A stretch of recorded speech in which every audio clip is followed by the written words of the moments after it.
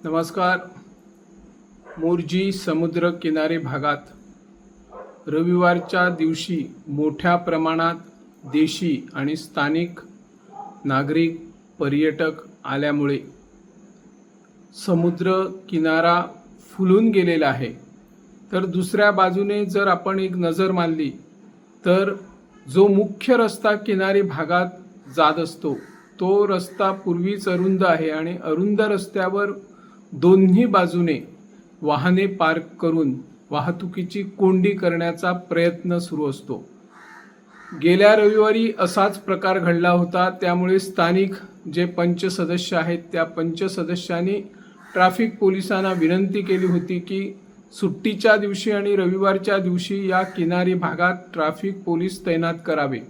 त्यानुसार आज या ठिकाणी ट्रॅफिक पोलीस तैनात आहेत, परंतु काही वाहनधारक आपापली वाहने कुठे पार्क करून किनाऱ्यावर समुद्र स्नान करायला जातात किंवा पर्यटनाचा आनंद घेण्यासाठी जात असतात. त्यामुळे वाहतुकीची कोंडी कशा प्रकारे होत असल्याचे चित्र आपल्याला या ठिकाणी दिसून येत आहे. तर दुसऱ्या बाजूने गेल्या वर्षी आपले पर्यटन मंत्री रोहन खवटे आणि स्थानिक आमदार जित आरोलकर यांच्या प्रयत्नामुळे बहुउद्देशीय तेमवाडा किनारी भागात पार्किंग प्रकल्प उभारण्याची प्रक्रिया सुरू झाली होती. परंतु त्या प्रकल्पासाठी काही आवश्यक असलेले परवाने न घेतल्याच्या कारणास्तव काही जागृत नागरिक न्यायालयाने धाव घेतल्यामुळे हा प्रकल्प तसाच रखडलेला आहे. भविष्यात असेच जर प्रकल्प रखडत गेले, पार्किंग व्यवस्था गंभीर बनत गेली तर पर्यटक येणार कसे, हाही आता एक प्रश्न निर्माण होत आहे.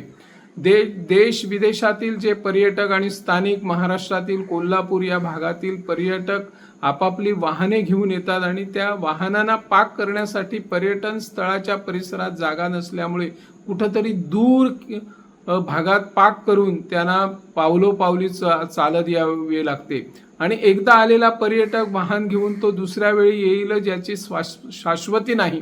त्यामुळे सरकारने प्रत्येक पर्यटन स्थळाकडे पार्किंग व्यवस्था करण्याची तजवीज घ्यावी अशी या माध्यमातून आम्ही मागणी करत आहोत. मी निवृत्ती शिरोडकर, इन गोवा 24 ताससाठी.